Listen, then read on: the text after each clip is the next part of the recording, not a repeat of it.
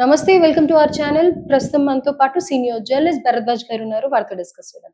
Hello sir, నమస్తే. నమస్తే sir, ఒక మూవీ ఇండస్ట్రీకి సంబంధించి ఒక పెద్ద హీరో గురించి ఒక వైరల్ వీడియో వెళ్తోంది సార్. దాని గురించి నేను ఇప్పుడు మీతో మాట్లాడదాం అని అనుకుంటున్నాను.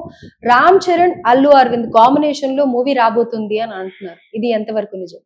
అంటే దీనిలో చందు మొండేటి ఒక ఇంటర్వ్యూలో మాట్లాడుతూ ఆ దిశగా కొన్ని మాటలు మాట్లాడాడు ఆయన. అంటే ఒక సబ్జెక్ట్ ఏదో అనుకున్నాము, దాని మీద ఇంకా వర్కౌట్ చేయాల్సింది ఉంది, అది అయిన తర్వాత అరవింద్ గారు ఆ సినిమా తీసే ఉద్దేశంతో ఉన్నారు అని ఆయన ఒక చిన్న లీక్ వదిలాడు. దాని ఆధారంగా అంటే చందు మొండేటి డైరెక్షన్ లోనే రామ్ చరణ్ తో సినిమా ఉండబోతోంది గీతా ఆర్ట్స్ లో అనేది ఫైనల్ గా ఇప్పుడు ప్రపంచం మాట్లాడుకుంటోంది.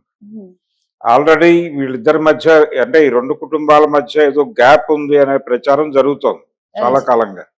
అల్లు వర్సెస్ మెగా అనేటువంటి ఒక చర్చ నడుస్తున్నటువంటి నేపథ్యంలో ఇప్పుడు ఈ వ్యవహారం చూస్తే అంటే ఈ వివాదం ఎక్కడి దాకా వెళ్ళిందంటే అల్లు వర్సెస్ మెగా అనేది జానీ మాస్టర్ వివాదంలో కూడా దీన్ని పట్టుకొచ్చి మాట్లాడేస్తున్నటువంటి పరిస్థితులు ఉన్నాయి. అంటే చాంబర్ ఇతనికి అనుకూలంగా నిలబడటం వెనకాల అల్లు అర్జున్ ఉన్నాడు, లేకపోతే అంటే అంటే ఆ ఏరియాలోనేమో వీళ్ళు ఉన్నారని, మెగా వాళ్ళు ఉన్నారని, ఈ జానీ మాస్టర్ వెనకాల కాదు సారీ, సృష్టి వర్మ వెనకాల అర్జున్ ఉన్నాడు, అలాగే సుకుమార్ ఉన్నాడు అనేటువంటి ఒక ప్రచారం నడుస్తుంది. సో ఈ వివాదంలోకి లాక్కొచ్చు అంటే జానీ మాస్టర్ వెనకాల వాళ్ళు ఉన్నారు, ఆ అమ్మాయి వెనకాల వీళ్ళు ఉన్నారు అని కూడా మాట్లాడేస్తున్నారు చాలా మంది. జానీ మాస్టర్కి వాళ్ళ ఆశీర్వాదం ఉంది, అతను పైగా జనసేనలో పనిచేసాడు కొంతకాలం, కాబట్టి మెగా ఆశీర్వాదం ఉంది అక్కడ.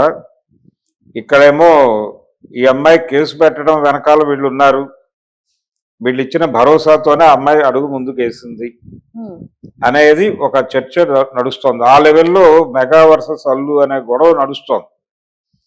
అయితే వీటన్నిటికీ ఫుల్ స్టాప్ పెట్టాలి అని అరవింద్ గారు అనుకుంటున్నాడు ఈ గొడవలకి. అందుకనే ఆయన కాన్షియస్ గానే ఈ సినిమా తీసే అభిప్రాయంతో ఉండొచ్చు.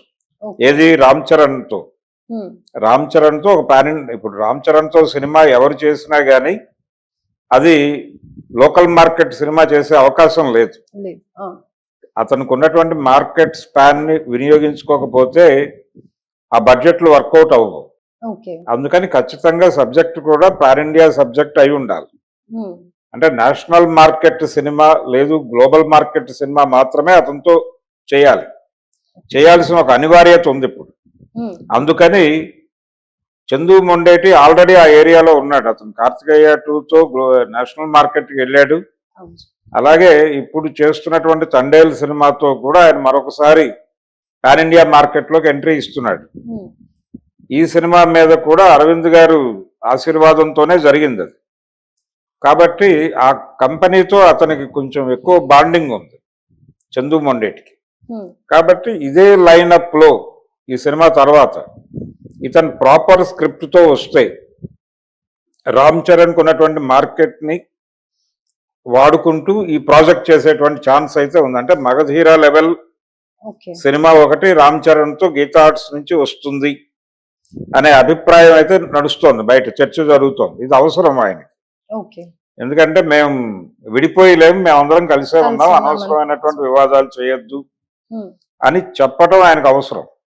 అందుకని డెఫినెట్ గా ఈ ప్రాజెక్ట్ ఉండే అవకాశం ఉంది అనేది. మొన్న అర్జున్ అరెస్ట్ అయిన సందర్భంగా మెగాస్టార్ వెళ్ళి ఆ కుటుంబానికి ధైర్యం చెప్పి వచ్చాడు ఆయన.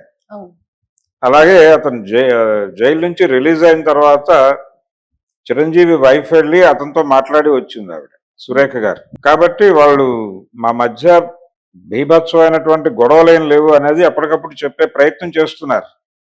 అయితే దీనిలో నుంచి బిట్వీన్ ది లైన్స్ లాగి గొడవలు క్రియేట్ చేస్తున్నారు బయట. అంటే ఆయన రిలీజ్ అయినప్పుడు ఎందుకు వెళ్ళలేదు, అరెస్ట్ అయినప్పుడు ఇంటికి వెళ్ళిన మనిషి రిలీజ్ అయినప్పుడు ఇంటికి వెళ్ళి ఎందుకు పరామర్శించలేదు, తన్ని ఇంటికి ఎందుకు పిలిపించుకున్నాడు చిరంజీవి గారు. ఈయన అర్జున్ వెళ్ళాడు, ఆయన పిలిపించుకోవడం కాదు, ఇతనే మర్యాదపూర్వకంగా వెళ్ళాడు. అది కూడా ఈ చర్చకి ఫుల్ స్టాప్ పెట్టడం కోసమే. కానీ వాళ్ళు మాట్లాడలేదు. అంటే ఈ కేసు విషయంలో బయటకు మాట్లాడకపోవడం అనేది వాళ్ళ వ్యూహాత్మకంగా వాళ్ళు మాట్లాడకూడదు అనుకున్నారు. ఓకే. ఎవరూ మాట్లాడలేదు ఇండస్ట్రీ నుంచి. మాట్లాడకపోవడానికి కారణం ఏంటంటే అక్కడ జరిగింది ఒక దురదృష్టకరమైనటువంటి సంఘటన. ఈయన అరెస్టుని ఖండిస్తే దాన్ని సమర్థించినట్టుగా తయారవుతుంది పరిస్థితి. అందుకని దాన్ని సమర్థిస్తున్నట్టుగా ఏ రకమైన హింటూ ఇవ్వకూడదు. ఎందుకంటే ఇది ఆడియన్స్ సెంటిమెంట్తో ముడిపడి ఉన్నటువంటి వ్యవహారం. అందుకని ఆ ఏరియాలో మౌనంగా ఉండటమే మంచిది అని అందరూ అనుకున్నారు. ఆయన అనుకున్నాడు, చిరంజీవి కూడా అందుకే అనుకున్నాడు. ఈవెన్ నాగబాబు లాంటి వాడు కూడా సైలెంట్ అయిపోయాడు. అందుకని అప్పుడు మాట్లాడకపోవడం, ఈ గొడవలన్నీ వెళ్ళిపోతున్నాయి కాబట్టి ఇప్పుడు ఒక మంచి వాతావరణంలో ఉన్నాం మేము అనేది. అంటే ఎవరి వ్యాపారాలు వారివి, ఎవరి వ్యవహారాలు వారివి అయినప్పటికీ మేము ఏదైనా ఇష్యూ వస్తే, ఆ కుటుంబానికి ఏదైనా ప్రాబ్లం వస్తే మేము ఉంటాం, మా కుటుంబానికి ఏదైనా ప్రాబ్లం వస్తే వాళ్ళు ఉంటారు అనేటువంటి ఒక మా మధ్య కార్డియల్ రిలేషన్ ఉంది అనేది ఎస్టాబ్లిష్ చేయాలి. దానికి ఈ అవకాశాన్ని అరవింద్ గారు చూస్ చేసుకుంటున్నాడేమో అని ఒక డౌట్.